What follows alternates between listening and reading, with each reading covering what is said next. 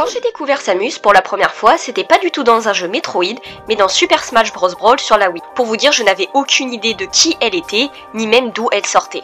Cependant, j'aimais beaucoup ce personnage et d'autres qu'on pouvait voir dans le mode cinématique ou en tant que trophée qui avaient un lien avec elle. Intrigué par ça, et ne possédant que la Wii à l'époque, je demande comme cadeau de Noël mon premier Metroid, à savoir Metroid Other M. Et me blâmez pas, c'était le dernier qui venait de sortir et moi je l'aime bien. Plus tard, me lassant un peu de jouer au même jeu, je m'achète Metroid Corruption et là, c'est un kiff total. J'enchaîne donc avec les autres Metroid Prime et je commence à avoir une réelle fascination pour cette série. Je m'achète des figurines, le canon, je fais des cosplays de Samus et je me fais carrément tatouer des Metroid sur la jambe. L'application permettant de jouer aux jeux rétro sur la Switch, je me lance également dans les premiers Metroid et ayant une fascination toujours énorme pour ce jeu, je décide de créer une chaîne basée sur l'univers de Metroid. Pourtant, dans mon entourage, quand je parle de ce jeu, très peu de personnes connaissent. Malgré le fait qu'il s'agisse d'une saga Nintendo, Metroid est quand même beaucoup moins connu qu'un Mario, Animal Crossing, Tetris ou Zelda. Pourtant, c'est quand même Metroid avec Castlevania qui aura créé le genre de jeu bien connu, le Metroidvania, que tout le monde connaît. Cependant, pour beaucoup, ce n'est qu'un terme donné pour un jeu et peu de gens savent d'où cela vient réellement. Cependant, Metroid, c'est un univers riche, il y a une vraie histoire derrière, une chronologie entre les jeux et surtout une héroïne inoubliable, Samus Aran. C'est d'ailleurs elle aussi qui aura un peu cassé la philosophie des jeux Nintendo à l'époque en montrant qu'une femme n'est pas seulement une princesse à sauver, mais peut être également la protagoniste d'une saga entière.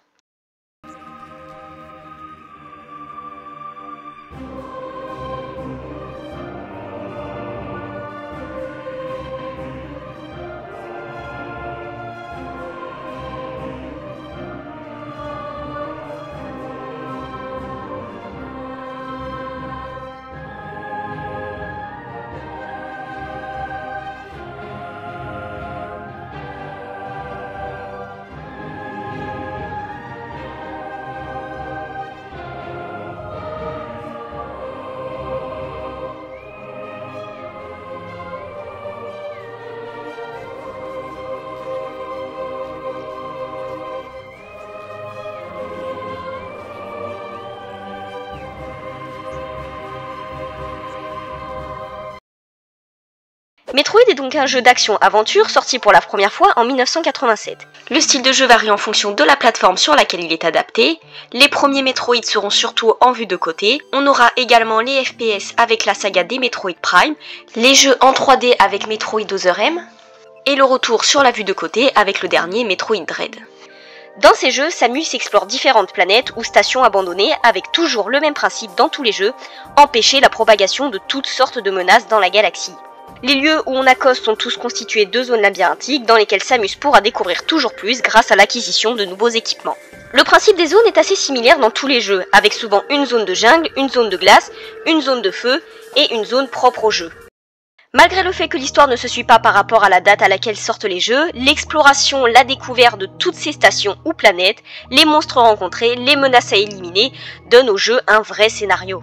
L'histoire de Metroid se déroule dans un univers assez futuriste dans lequel de nombreuses menaces prolifèrent. Des civilisations entières sont exterminées, des poisons déciment des planètes entières, des guerres éclatent sur de nombreuses planètes, des monstres envahissent des lieux de paix, en bref, c'est un univers au bord de la crise. Pour éviter la propagation de toutes ces menaces, les planètes les plus imposantes créent la Fédération Galactique, une organisation visant à faire respecter l'ordre dans l'univers et également celle qui recrute les chasseurs de prix. C'est également l'organisation ennemie des pirates de l'espace. Les différentes civilisations seront aidées par les Chozo, étant connues comme l'espèce la plus intelligente de la galaxie. Ils apporteront leur savoir aux différents peuples, mais seront malheureusement victimes de nombreux pillages causés par les pirates de l'espace, eux aussi très avancés technologiquement et connus pour leur grande violence. S'ensuit une guerre très sanglante entre Chozo et pirates de l'espace, mais suite aux nombreux secrets découverts par les pirates de l'espace sur les Chozo, ils finirent par disparaître petit à petit de la galaxie en prédisant quand même qu'un élu viendra mettre un terme à toute cette menace. L'élu se trouve sur la planète K2L et c'est bien évidemment Samus Aran, âgée seulement de 3 ans à l'époque. Elle fait la connaissance de deux Chozo rescapés, Allbird et Grey Voice. Quelque temps après, la planète est attaquée par Ridley et les pirates de l'espace qui convoitent une source d'énergie particulière sur K2L, la Floralite. Ridley veut avant tout tuer tous les habitants de cette planète et s'ensuit un massacre et le génocide entier de tous les habitants. Samus, cachée par sa mère, réussit à survivre et est retrouvée par les deux Chozo qui la menèrent ensuite sur Zébès. Malheureusement, l'environnement de Zébès ne permettra pas à Samus de survivre très longtemps sur la planète, et pour pallier à ça, les Chozo transmirent leur ADN à Samus pour qu'elle puisse s'adapter à l'environnement et commencèrent à la former en tant que guerrière Chozo. Ces entraînements sont avant tout supervisés par Mother Brain, le super ordinateur des Chozo, et à la fin de son entraînement, Samus se voit confier sa célèbre armure, la combinaison de puissance. Samus finit par rejoindre la Fédération Galactique en tant que chasseuse de primes afin d'exterminer les pirates de l'espace, ayant à leur tête un nouveau chef, Mother Brain. Les Chozo, eux, finiront attaqués une nouvelle fois par les pirates de l'espace sur Zébès et fuiront vers Talon 4 avant de disparaître à cause du grand poison. Pour comprendre toute l'histoire de Metroid, il faut bien évidemment comprendre ce qu'il se passe dans les différents jeux. Et des fois, comme je l'ai dit, c'est pas toujours évident, vu que les jeux ne se suivent pas chronologiquement par rapport à leur date de sortie. Si on se base par rapport au jeu, la suite du scénario commence avec le premier Metroid et donne aussi quelques détails supplémentaires avec son remake Metroid Zero Mission. Mother Brain de base était le super ordinateur visant à protéger les Chozo et avait également pour but de contrôler les Metroid contre les Parasites X. Cependant, il finira par s'allier aux pirates de l'espace, les jugeant plus aptes à mettre de l'ordre dans la galaxie. Après, bien évidemment, il n'y a pas besoin d'être un génie pour comprendre que tout ça c'est juste des plans foireux pour contrôler l'univers. Il jugera les Chozo comme inférieurs à son intelligence et surtout comme trop vieux et sans valeur pour espérer faire régner l'ordre dans la galaxie. Les pirates de l'espace attaqueront donc les Chozo de Zébès, forcés à fuir, et feront de cette planète leur nouvelle base avec Mother Brain pour les diriger. Samus a donc reçu l'ordre de retourner sur Zébès pour tuer Mother Brain ainsi que les Metroid. Une fois Mother Brain éliminé, Tourian explose et Samus tente de regagner son vaisseau qui a cependant été détruit par les pirates en orbite autour de Zébès. Samus infiltre donc leur vaisseau mère, les tue tous et vole le vaisseau afin de partir de la planète. Après sa première victoire sur Zébès, Samus continue à traquer les pirates fugitifs non loin de la planète.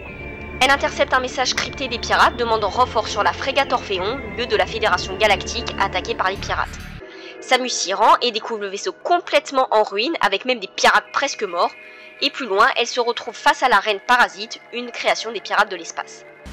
À la mort de la Reine Parasite, le cœur du réacteur étant sur le point d'exploser, Samus s'enfuit donc du vaisseau, et durant sa fuite, elle croise Ridley qui fut amené sur la frégate afin d'être soigné suite à sa première défaite sur Zébès. Samus le prendra donc en chasse après qu'ils se sont enfuis vers Talon 4, une planète en orbite autour du soleil FS-176, le même que celui autour duquel orbitait Zébès. Samus apprendra que les Chozo se sont installés sur cette planète à la chute de Zébès et y ont créé une civilisation sans technologie et en harmonie avec la nature. Cependant, une météorite est venue s'écraser sur Talon 4, répandant le grand poison sur toute la planète et exterminant tous les Chozo restants de la galaxie. Samus découvre cette substance appelée Phazon et apprend que les pirates de l'espace s'en servent pour créer des monstres encore plus violents. Elle détruit donc le Metroid Prime, qui est le gardien de la graine de Talon 4, mais ça j'en parlerai dans une autre vidéo, et stoppe la propagation du Phazon sur Talon 4. Mais un nouvel ennemi fera son apparition, Dark Samus. Plus tard, dans Metroid Prime Hunter, elle découvre une puissance suprême dans la galaxie et reçoit l'ordre de la trouver et de la détruire. C'est au cours du jeu qu'elle découvrira l'existence d'une nouvelle civilisation, les Alimbiques. Samus finit au cours du jeu par détruire cette puissance et est saluée par l'esprit de 3 Alimbiques.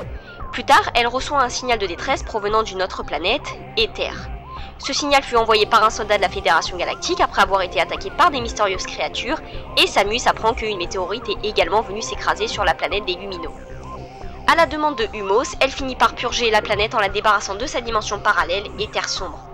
Dark Samus, après 3 combats, finit par se recomposer grâce aux particules de Phazon autour de la planète, et se met en quête de trouver la source d'énergie à l'origine du Phazon.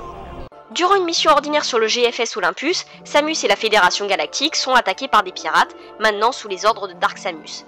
Après une attaque sur Norion, un sommeil de 1 mois suite à une attaque de Dark Samus, Samus est envoyée sur différentes planètes afin de mettre un terme à la menace qui règne depuis Metroid Prime, à savoir le Phazon. Samus finira par trouver la planète d'où est originaire le Phazon et annihilera une bonne fois pour toutes sa propagation dans toute la galaxie. Par rapport à Fédération Force, j'ai rien à dire dessus parce que en soi le jeu n'est pas considéré comme canon et surtout en plus on n'y joue même pas Samus dedans, ce qui pour moi n'a aucune logique.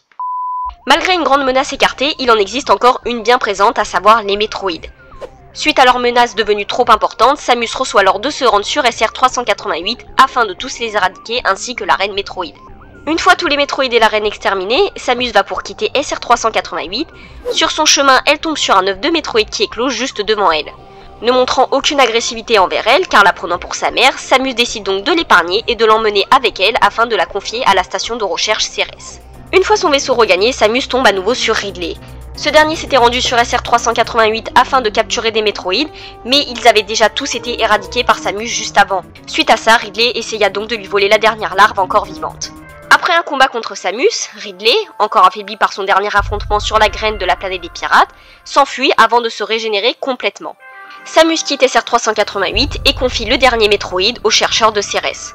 Malheureusement, très peu de temps après avoir amené le Metroid à la station de recherche, Samus reçoit un SOS signalant une attaque de la station. Elle se rend donc sur place et découvre que la station fut attaquée par les pirates de l'espace commandés par Ridley. La station en ruine et les scientifiques tous tués, Ridley réussira donc à voler le dernier Metroid. Samus tentera de l'arrêter, mais Ridley réussit à s'enfuir avec la larve, obligeant Samus à le suivre sur la planète Zébès. Une fois arrivé sur place, Samus découvrit que les pirates, malgré leur première défaite, ont reconstruit leur base sur la planète. Ridley, lui, grâce à la larve de Metroid, réussit à ramener Mother Brain et Cred à la vie, essayant ainsi, grâce à Mother Brain, de corrompre le dernier Metroid afin qu'il se retourne contre Samus. Après avoir tué Cred et Ridley une deuxième bonne fois pour toutes, et en soi on n'en a pas encore fini avec lui, Samus finit par trouver Mother Brain possédant dorénavant un corps cybernétique. Le combat est dur, Samus est sur le point de perdre, mais le Metroid arrive pour la sauver en attaquant Mother Brain, et oui, le lavage de cerveau n'aura pas marché. Ayant réussi à affaiblir Mother Brain quelques instants, le Metroid redonne l'énergie totale à Samus, mais après une attaque mortelle de Mother Brain, il finit par exploser, répandant ses lambeaux sur sa combinaison. Samus finira quand même par tuer Mother Brain grâce à l'hyper-rayon donné par le Metroid, et sa mort provoquera l'explosion de la planète Zébès. Une fois Zébès, les pirates de l'espace et Ridley anéantis, Samus annonce la réussite de sa mission avec l'explosion de la planète Zébès et la disparition de tous les Metroids. Plus tard, alors qu'elle voyage dans la galaxie, elle reçoit un signal de détresse provenant d'une station de la Fédération Galactique, la station Bouteille. Elle y découvre une station complètement en ruine, déserte de tout humain et ayant probablement été attaquée par de nombreuses créatures. Elle y croisera également des membres de la Fédération Galactique et son ancien supérieur Adam Malkovich, avec qui elle fera équipe durant toute la durée du jeu. Parce que oui, à ce moment-là de l'histoire, Samus n'est plus membre de la Fédération Galactique. Elle aurait quitté la Fédération Galactique suite à un incident qui se serait passé avec Adam, sûrement après qu'il lui ait refusé l'autorisation d'aller sauver son frère, mais malheureusement ça n'est pas confirmé et Samus décidera donc de poursuivre sa carrière de chasseuse de primes en solo. Malheureusement, je ne pourrais pas vous dire vraiment à partir de quel opus elle quitte officiellement la Fédération Galactique. Pour en revenir à la station Bouteille, Samus apprend que la Fédération Galactique a mené illégalement un projet, à savoir la création d'armes biologiques. On apprend également que certains monstres, dont les Metroid, Ridley et Mother Brain, ont été clonés sur cette station grâce à leur ADN présent sur la combinaison de Samus après tous ses combats sur Zébès. Au fur et à mesure du jeu, Samus combat à nouveau Ridley qui s'enfuit et qui se fera tuer ce coup-ci par la reine Metroid. Adam lui se sacrifie en faisant exploser le secteur 0 qui concentre la plus grande zone de Metroid. Samus tue la reine Metroid qui a elle aussi été clonée, et un général de la Fédération Galactique tue MB qui était en réalité le clone de Mother Brain et la responsable de tout ce qu'il s'est passé sur la station Bouteille. Après la mort de MB, marquant donc la fin officielle de Mother Brain, la station fut débarrassée de tous les restes des monstres qui furent amenés sur la station BSL, et la station Bouteille finit par être détruite par la Fédération Galactique. La menace de Mother Brain et des Metroid est maintenant finie pour de bon et la galaxie est de nouveau en paix. Samus est contactée par une unité de recherche de la station BSL afin d'escorter des chercheurs sur SR388, purgés maintenant de tout Metroid pour faire un rapport de la faune et de la flore présente sur la planète. Durant sa mission, Samus tue un banal Ornoad, mais il s'agissait du Ornoad contaminé par le dernier Parasitix présent sur SR388. Le Parasitix infecte la combinaison de Samus et peu de temps après avoir décollé de son vaisseau, elle perd connaissance et fonce vers la ceinture d'astéroïdes. Elle finit éjectée de son vaisseau grâce à sa capsule de sauvetage qui finira par atterrir sur la station BSL. Le X l'ayant infecté se multiplie assez rapidement dans son corps et les chercheurs sont obligés de lui enlever une grande partie de sa combinaison. Malheureusement, ses chances de survie s'amenuisent de plus en plus et un chercheur propose une dernière solution, lui injecter un vaccin créé à partir de cellules de Metroid. Le vaccin neutralise le Parasitix et sauve Samus. Suite à ça, Samus se voit équipée d'une nouvelle combinaison, la combinaison de fusion, permettant d'être immunisée contre les X, les restes de sa combinaison ayant été envoyés en quarantaine sur la station BSL. Cependant, une explosion survient dans la zone de quarantaine où est conservée sa combinaison, le contact avec les scientifiques est perdu et Samus reçoit l'ordre de se rendre sur la station.